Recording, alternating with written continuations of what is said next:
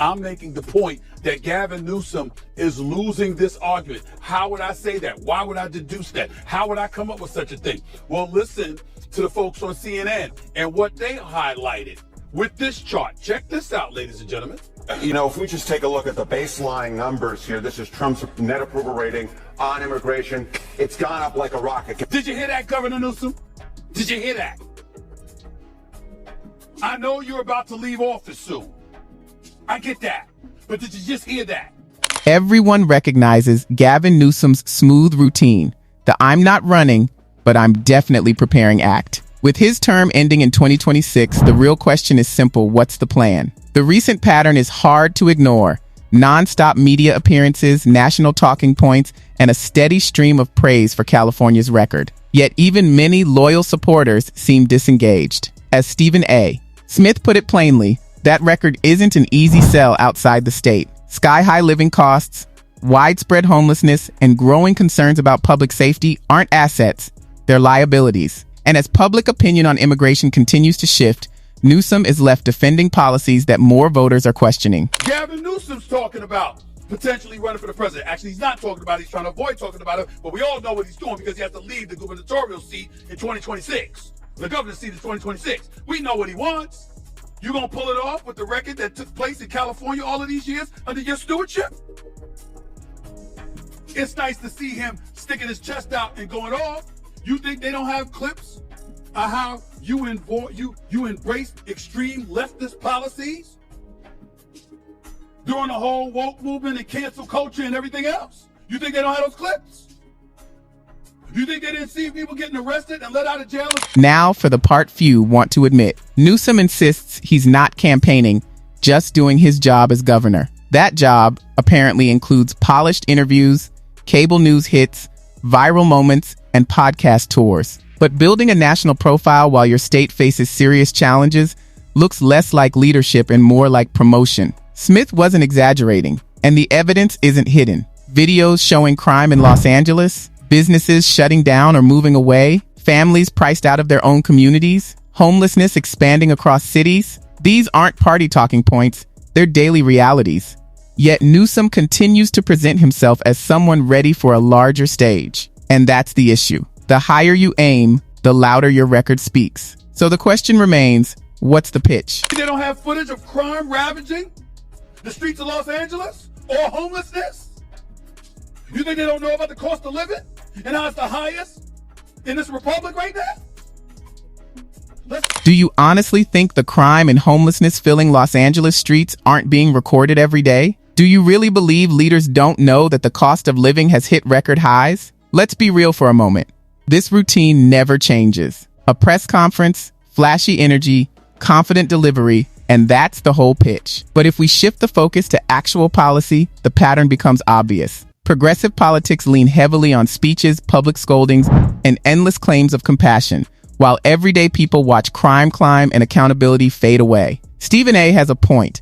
Even if he acts like the evidence isn't everywhere, it's all on camera. The question is whether leadership ever sets clear priorities that lead to action. Too often, practical fixes get buried under ideological arguments, if they show up at all. That's the real national problem. Results matter more than intentions, and California's record is loud whether supporters want to hear it or not. Who is really convinced by this sudden attempt at a softer, more moderate image? Be serious. No, I'm just an American citizen and a conscientious observer that's able to read and deduce what the hell is happening to some degree. I don't have all the answers, but damn it, the people who do, what good are you if all you're gonna do is spew vitriol and alienate one side with 77 million voters that are gonna look at him and embrace the victim or the victimhood that he's embracing? How do you serve to convince them to swing your way? Because somebody needs to. How are you gonna convince people to go to the polls? You can't polish your way out of real-world conditions. A media tour, a new slogan, and a friendly smile won't change what people see every day. No filter can clean up the streets. And once we talk about homelessness, the whole act falls apart. California has poured staggering amounts of money into this issue over the years, billions by most accounts. What's the outcome? Families stepping around human misery like it's just part of daily travel. Tents everywhere. Open drug use in plain sight. And we're supposed to believe this is compassion? It looks more like a performance. The biggest failure is the bureaucracy, overlapping agencies, layered programs, and rules so tangled that nothing gets built, assigned, or enforced properly. While people suffer and die outside, the system sinks deeper into forms and procedures. That isn't kindness, it's neglect. Now try selling that story to the rest of the country. This particular issue, as it involves migrants, immigrants, those who are undocumented, dare we say illegal, in the United States of America, he's winning on this issue. There's a reason he won a popular vote. There's a reason he won the Electoral College vote. There's a reason he won every swing state. There are people within the United States of America that want our immigration crisis addressed and want the situation resolved somehow, some way. And a person that seems eager to bring a resolution to the table is President. Let's drop the idea of selling this to the rest of the country, because the problem runs deeper than tents and discarded needles. It's the sheer price of existing in California. You can't tour the country calling yourself the future of America while regular families feel trapped, bargaining just to get by. Gas costs more. Groceries cost more. Insurance, rent, everything stretches people thin. Then officials act shocked when residents pack up and leave. That reaction makes no sense. People aren't confused, they're fed up. Instead of owning it, blame gets passed around. Corporations, greed, climate, whatever slogan fits the moment. Meanwhile, the state keeps piling on taxes, rules, and fees. And somehow, the answer is always more layers of government. That's the real bind for Newsom. This isn't about presentation or personality. It's about outcomes. Why would the country embrace a model that squeezes the middle class out of existence? Say I'm wrong. Are people thriving, or are they barely hanging on? Based off of what Donald Trump said, I'm making the point that Gavin Newsom is losing this argument. How would I say that? Why would I deduce that? How would I come up with such a thing? Well, listen to the folks on CNN and what they highlighted with this chart. Check this out, ladies and gentlemen. You know, if we just take a look at the baseline numbers here, this is Trump's net approval rating on immigration. It's gone up like a rocket. Compare now versus 8 years ago during Trump's first term. Look at this. In his first term, Trump was way underwater at minus 21 points. But look at this. He's up over 20 points. Now, in the aggregate, he is in positive territory at plus 1 point on his net approval rating. Some other polls even have it a little bit higher than that. There is no issue on which Trump is doing so much better than he was in his first term, more than the issue of immigration. This is also where the national immigration debate crashes straight into him. Look at the border and the public response is clear. Fix it. But he'd rather play the polished, camera-ready governor. Even CNN had to air a graphic showing that era immigration policies led to measurable improvements early on. The media landscape may lean one way, but talk radio doesn't hide it. And the harder Newsom leans into speeches and scolding, the more staged it all feels. The real cost lands on local communities. Housing strains. Budgets tighten. Schools, hospitals, and police departments feel the pressure. People aren't asking for catchphrases or moral lectures. They want stability. They want clear rules that actually work. And if public opinion has shifted this sharply, it didn't happen by accident. They may say we had a bipartisan agreement when Joe Biden was in office that Donald Trump convinced the GOP to nix because he wanted to use it as an issue to favor him during the election. Well, damn it, it worked. It worked. And I got news for you, Governor Newsom. It's working now. But before I go any further to elaborate on this issue, let's hear from Donald Trump himself. Let's see how he feels about the state of California and what's been going on under Governor Newsom's regime. Check out the president.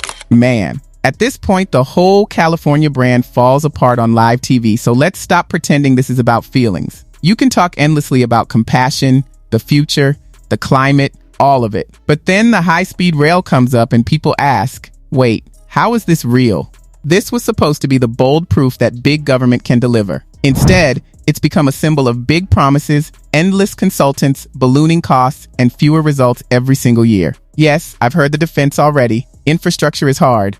Fine. But if you can't manage one major project in your own state, why would the country trust you with more? That's why critics who follow these stories closely say, nope, this isn't just a train, it's a warning sign. There is a deep state, which is the bureaucratic class that justifies its existence by making up new rules, and that's my job.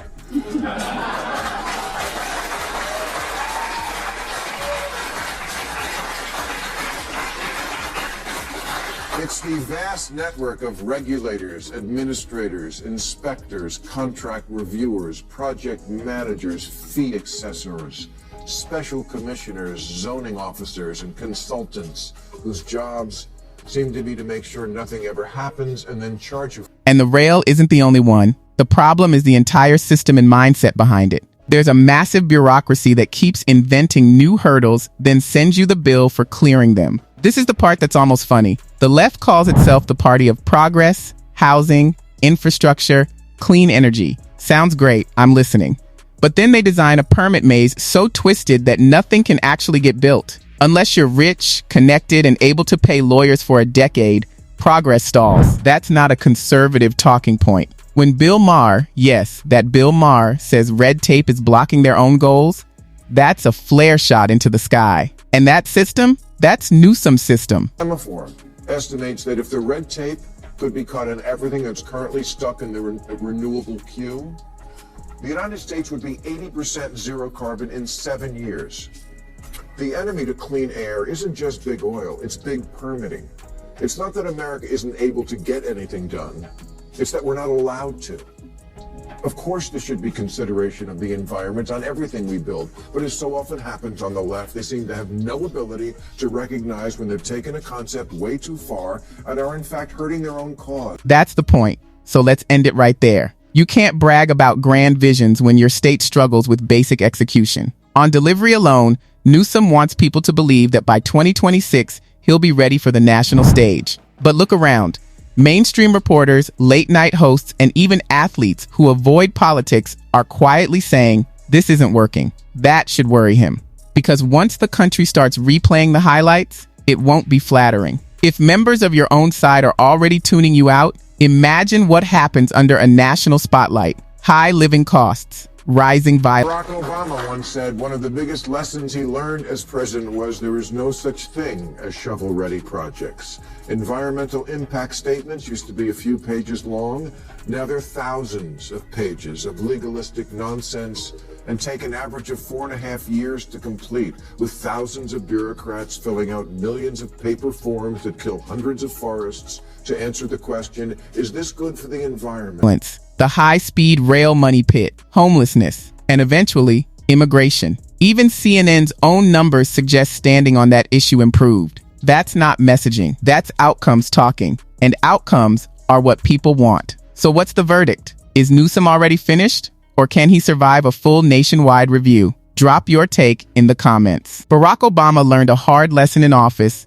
There are no truly ready-to-go projects. Environmental reviews once ran long, and now they're massive. Thousands of pages asking one question: is this good for the environment? The process alone burns through mountains of paper, endless staff hours, and years of delays. On average, it takes 4.5 years to clear the paperwork before anything even begins. That's the reality behind the promises.